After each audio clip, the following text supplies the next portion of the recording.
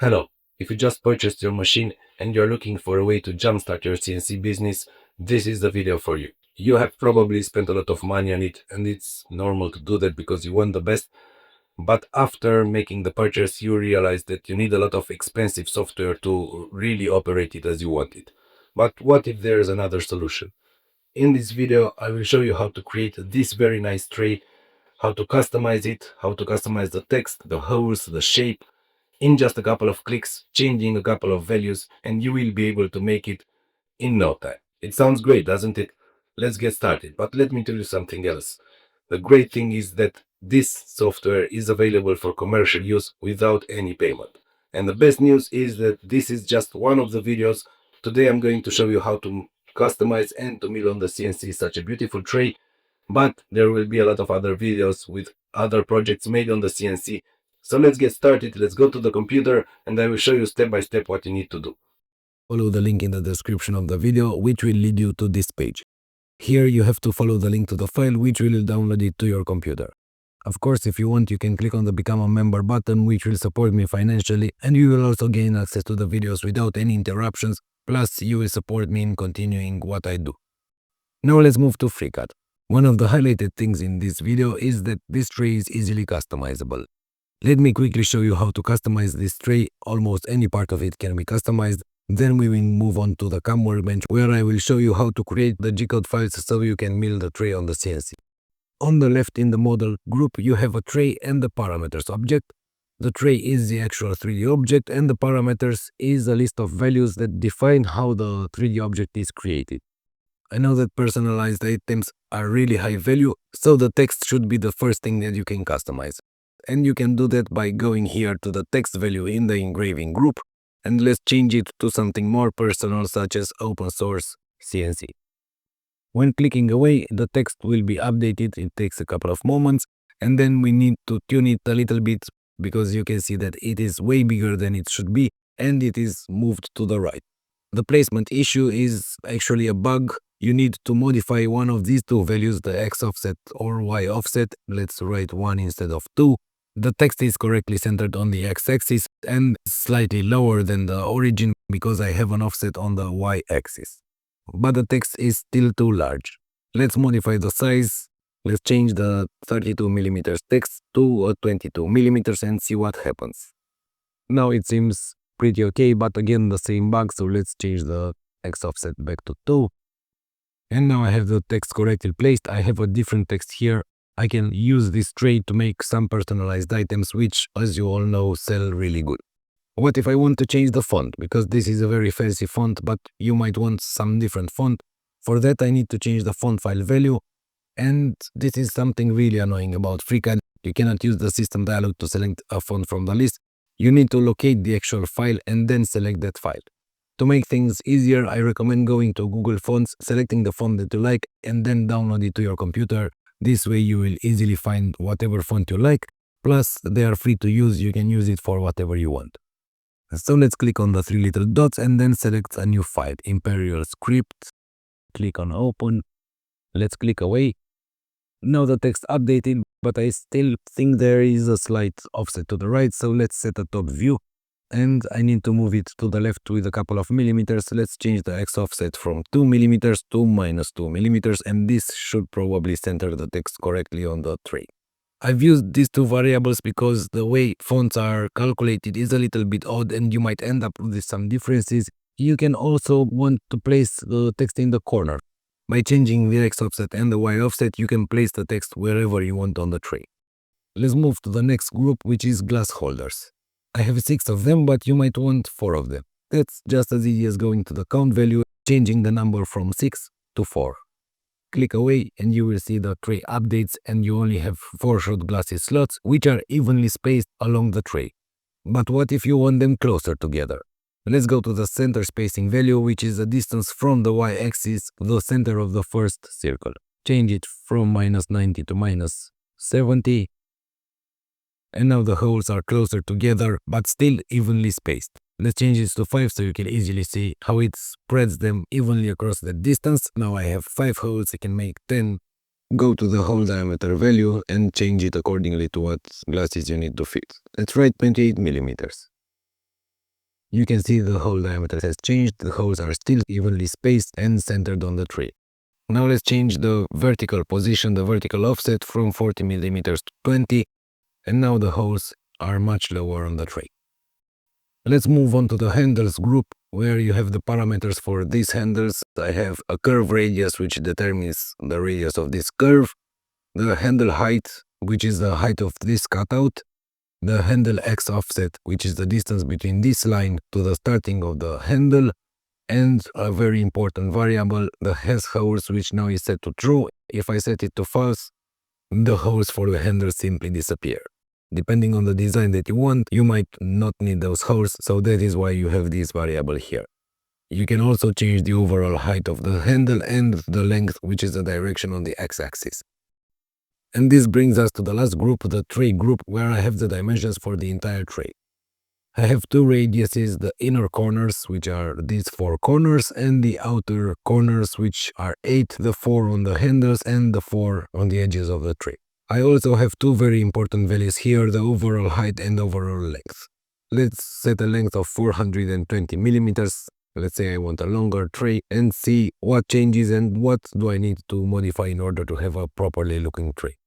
By taking a look at the tray, I can see that the holes are centered, but I have a lot of space on the side. So let's go back to the glass holders value and let's change the center spacing to -120.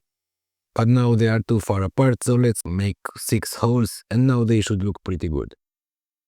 One value that I think is very important is the squeeze distance. This is the distance between the 2 points that determine the curve on these 2 lines. Decreasing this value will make these curves tighter. Let's set a value of 85 millimeters and you will see what I mean. Now the tray looks pretty different. But what if I use a larger value? Let's set a value of 200 millimeters. Now the tray turned from a concave shaped tray to a convex shape.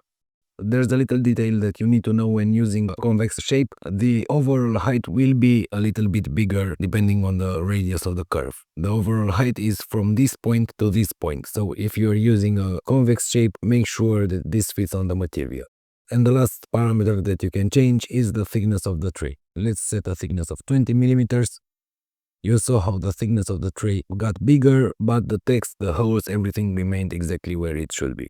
Now I will revert the tray to the one that you downloaded from my Patreon page and we will move to the CAM workbench to start creating the G-code, the toolpath for milling this tray. By taking a look at this tray, I realized that I have to use a V-Carve bit to engrave the text and an end mill for the holes for the glasses, for the holes of the handles and for cutting the entire outline. So the V-Carve, the text, will be the first thing that I'm going to mill. Let's create a job for that by selecting the tray, the 3D object, and using the new job button. Make sure the tray is selected in the list and close the dialog. And now I have a dialog for setting up the job. What do you set when setting up the job? The shape of the stock, the position of the origin, the toolbits that you will use together with the speeds, the feed speeds and the spindle speed, the type of G-code that you are exporting, and the file name. So let's take them one by one. First, let's set the stock. The default stock is a piece with 1 millimeter larger than the bounding box of the object. I don't want that because I cannot set the origin correctly, so I will reduce these dimensions on the left with 1 millimeter on all the 3 axes. After that, I can zoom in, press the scroll and the left mouse button to rotate the view, press the scroll again to pan it, and then I can select the corner of this stock. After selecting the point, click on the Set Origin button. Everything shifts, the object is moved from the origin in the positive X, Y, and Z. This is the way I set things up, but if you want to set it on the top of the object, make sure you modify the values on the right extension and then select the corner and set the origin. Now let's move to the toolbits. For that I will move to the tools tab where I have a default tool. I'm not going to use that, but I also cannot delete it until I add different toolbits. Let's click on the add button to add the V-Carve toolbit. And if you cannot find the toolbit that you want to use in this list, let me quickly show you how to create a new toolbit based on the predefined shapes in FreeCAD. Go to the CAM menu, open the toolbit library editor, select the create toolbit option, select the shape from the list, click on open. Now let's give it a name. I'm going to create a 4 mm end mill, save it, and you can see it in the list. but you still need to do something before using it or you will end up with a mess. Double click on its name and in the right panel modify the dimensions. Otherwise, the toolbit will function with the default dimensions, which as you can see for the end mill are not anywhere close to what I need. Click on the OK button, close the toolbit library editor. Now that you know how to add the toolbit, if you don't have it in the list, click on cancel, go add it, and then get back to this point where we are going to select the toolbit. Click on open and it is added to the list. I still need to set 3 values: the horizontal feed speed, which is the speed of movement on the X and on the Y axis, and the vertical speed, the speed of movement on the Z axis. I will use 3000 millimeters per minute. It's important to know that all the values in FreeCAD in the CAM workbench are in millimeters or millimeters per minute, and the spindle speed of 19,000 RPM. Besides this V-bit for engraving the text, I will also use a 6mm end mill for cutting the holes and the outline of the tray. So let's add the 6mm end mill to the list. Select the 6mm end mill. After that, click on the open button. I will set the exact same values for this one. 3000 for the vertical and horizontal speed and the spindle speed of 19,000 RPM. Depending on the machine, these values might work for you. Some of them might not work. You have to decrease the speed. You have to maybe increase or decrease the spindle speed. It also depends on the toolbit.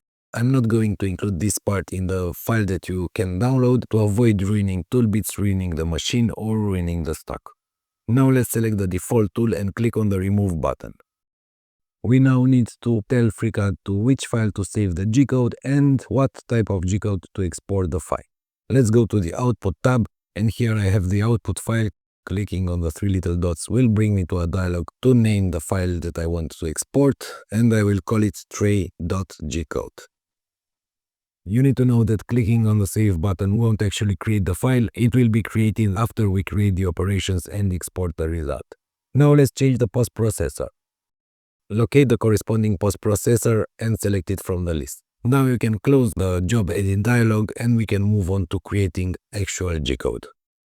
Let's create the toolpath for engraving the text.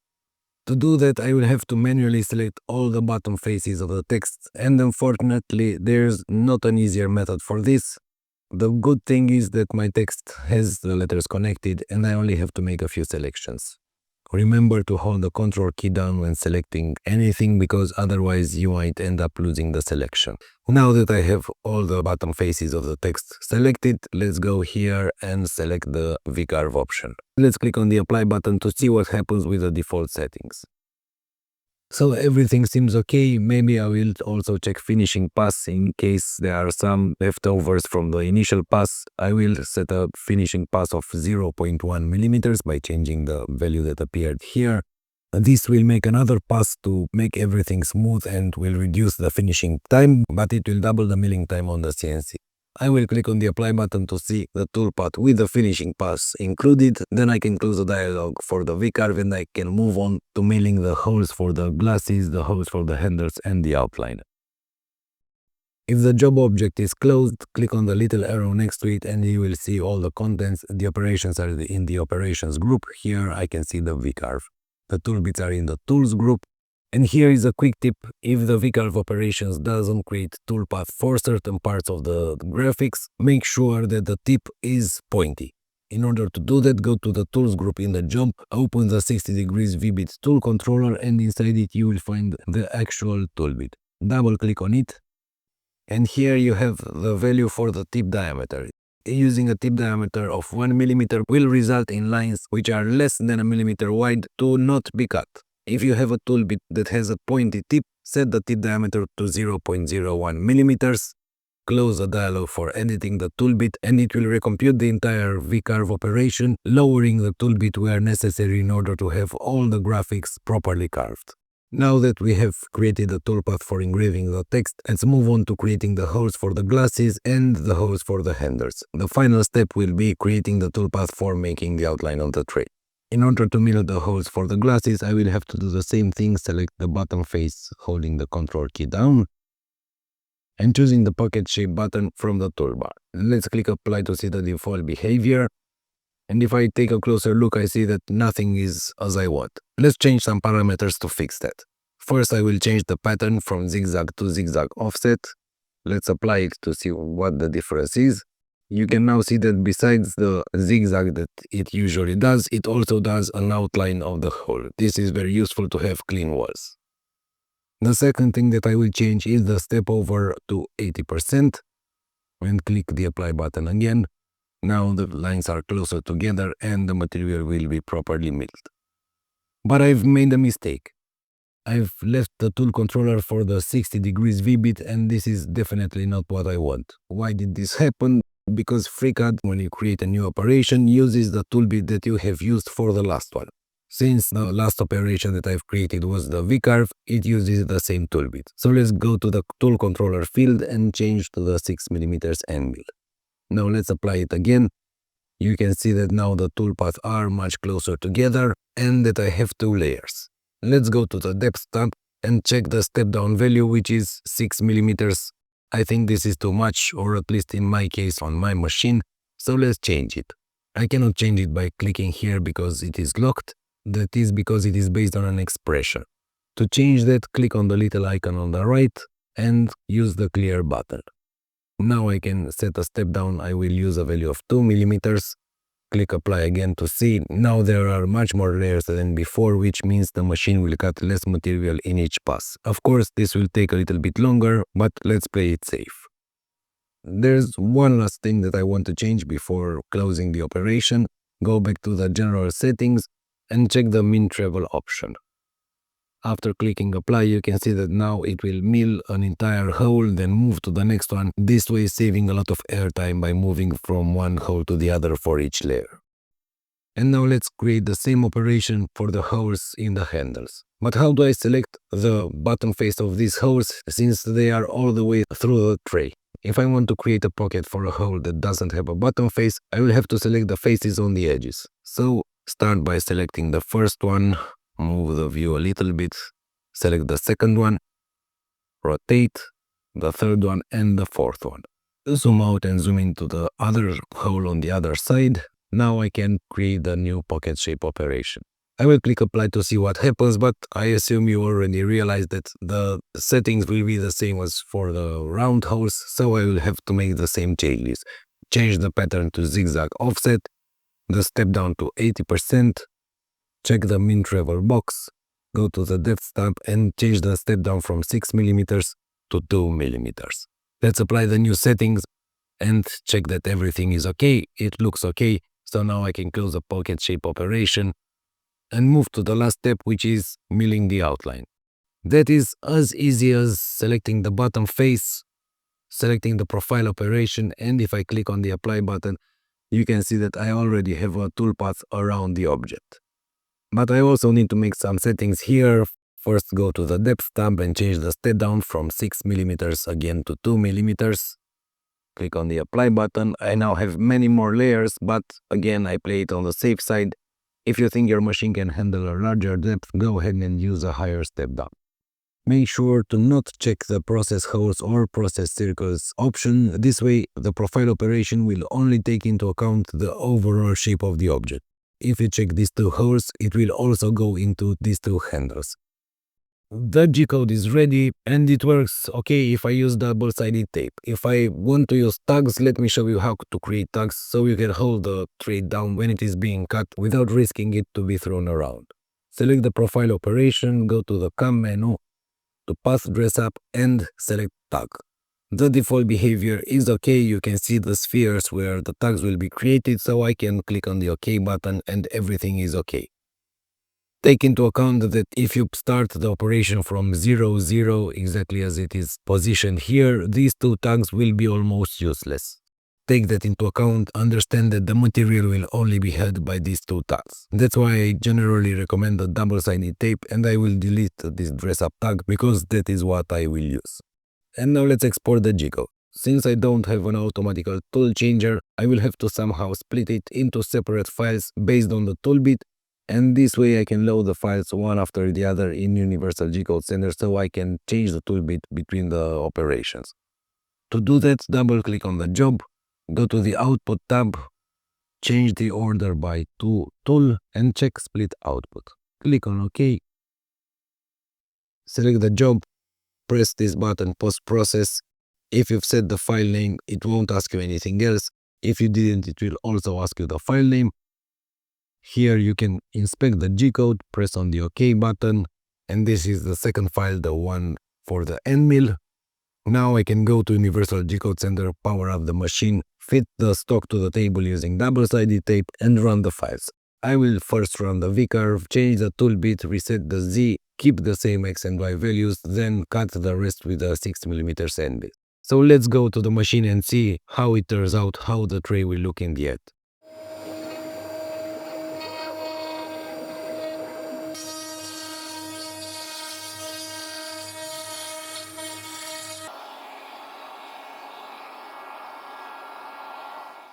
This is it. A little bit of sanding, spraying some paint in the text to highlight it, then cleaning everything up, applying a little oil, and I have a great looking tray ready to be sold. Do I want to write another text? You've seen how easy it is. Do I need a different size, a different shape?